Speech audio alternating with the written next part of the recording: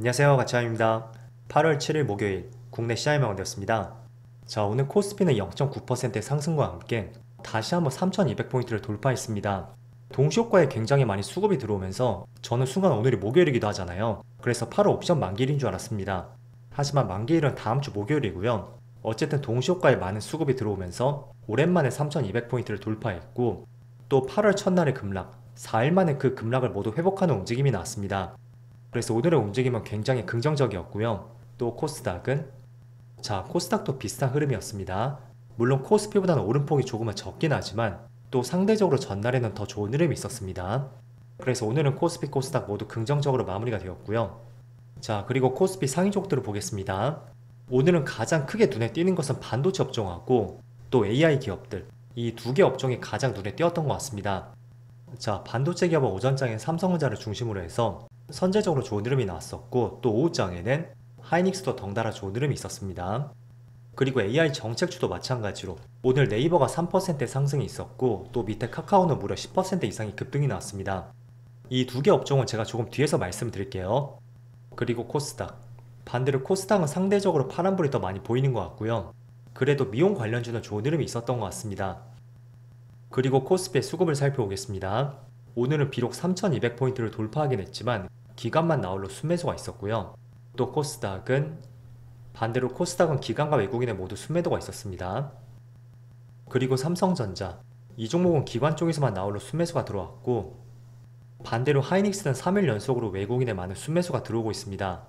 오늘도 1000억 이상의 순매수가 들어왔습니다. 자, 그리고는 실적 발표와 함께 급등이 나왔던 카카오, 오늘은 기관과 외국인의 엄청난 순매수가 들어왔습니다. 합쳐서 약 3천억의 순매수가 들어왔고, 또 연기금의 순매수가 굉장히 크게 들어왔어요. 무려 670억의 매수가 들어왔었죠. 자, 그리고 네이버도 물론 빨간불이 들어왔지만 아직까지는 기관과 외국인의 적극적인 매수가 들어오진 않고 있습니다.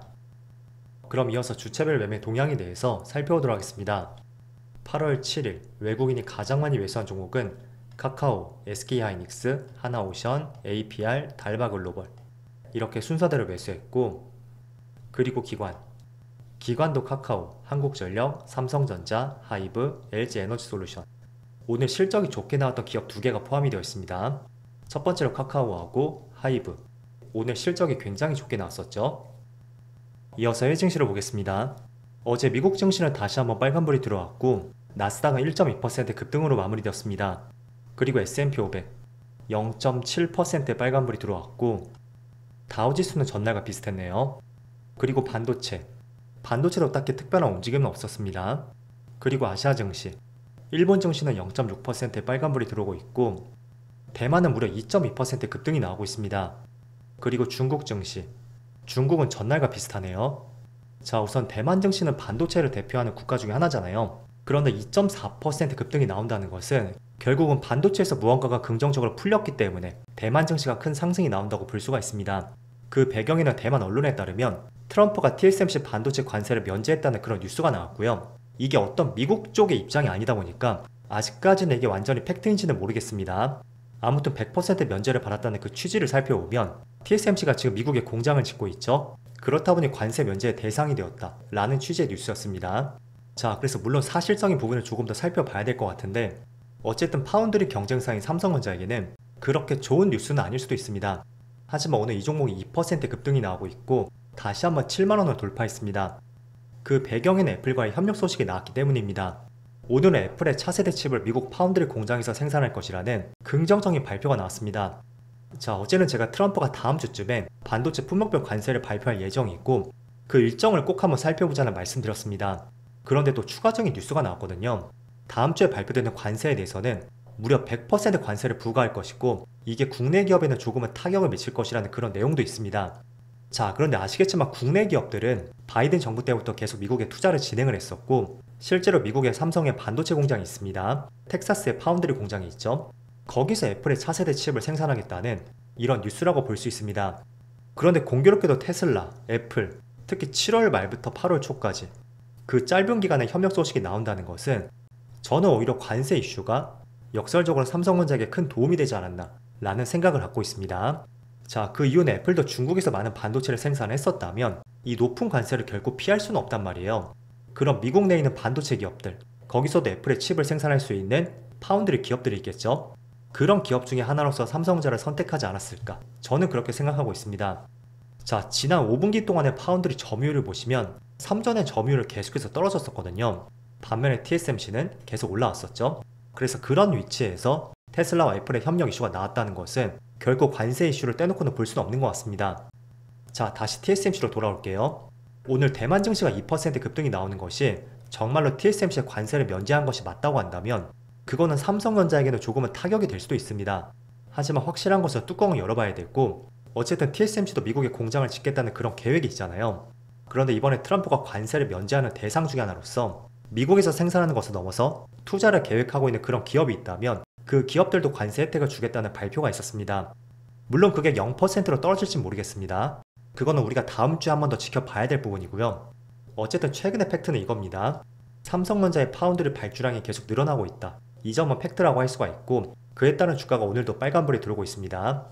그래서 다음 주에 트럼프의 관세 부과에 대해서 일정과 높낮이는 계속 살펴보시는 것을 권장해 드릴게요. 그래서 지금은 추세선 상단 위에서 움직임이 나오고 있고 6만원 후반에서 7만원대쯤 그 가격대는 계속 관심을 가져볼 수 있는 위치인 것 같습니다. 그리고 하이닉스도 제가 추세로 말씀드렸었죠. 다행히도 지금 60일선 근처에서 반등이 나오고 있고 더 이상 저점이 깨지지 않는다면 개인적으로 흐름을 돌리는 모습이 나올 거라고 판단하고 있습니다. 그래서 한번 잘 살펴보시고요. 자, 그리고 오늘 주목할 수 있는 기업 한 가지로 또 설명을 드린다면 바로 카카오가 있습니다. 오늘 카카오는 실적 발표가 있었고요. 생각보다 굉장히 좋은 실적이 나왔습니다. 그래서 실적에 대한 기대감이 그렇게 높지 않았기 때문에 오늘 주가를 돌리는 흐름이 나오고 있다고 할 수가 있고요. 또 이런 흐름들은 제가 굉장히 좋아하는 흐름 중에 하나거든요. 자, 한번 시세가 분출이 되었죠. 그리고 조정이 한 달 넘게 이어졌습니다. 그런데 의미 있는 저항선, 며칠 전에 21선을 계속 돌파하지 못했었다면 오늘 흐름은 시초가부터 21선을 강하게 돌파했고 또 기관과 외국인의 프로그램 매수도 계속 들어오고 있습니다.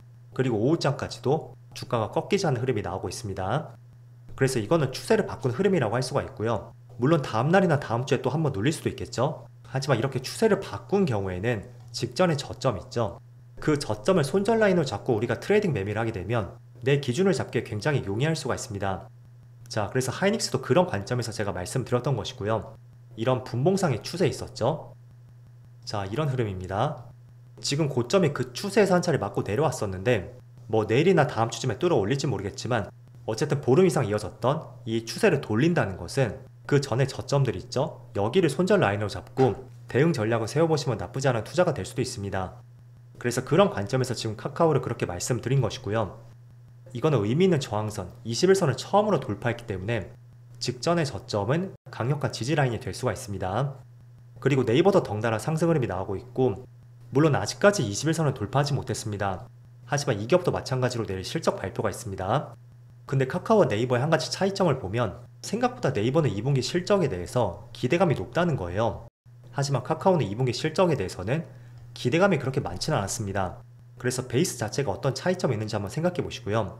이런 관점에서 두 기업 모두 어닝 서프라이즈가 나온다면 당연히 주가의 탄력은 카카오가 높을 수밖에 없습니다. 왜냐하면 애초에 기대를 하지 않았기 때문에 그게 오늘의 주가의 상승으로 나타났던 것이고요. 네이버는 실적에 대한 기대감이 높은 기업 중에 하나입니다. 그래서 내일은 어떻게 움직일지 모르겠지만 아무튼 국내 대표 AI 기업들 개인적으로 이번 달에 의미 있는 움직임이 나오지 않을까? 그런 생각과 함께 한번 지켜보신다면 좋을 것 같습니다. 자, 그럼 벌써 이번 주도 하루밖에 남지 않았습니다. 다들 이번 주 마무리 잘 하시고요. 저는 내일 영상에서 다시 찾아뵙도록 하겠습니다. 모두 즐거운 저녁 되세요. 감사합니다.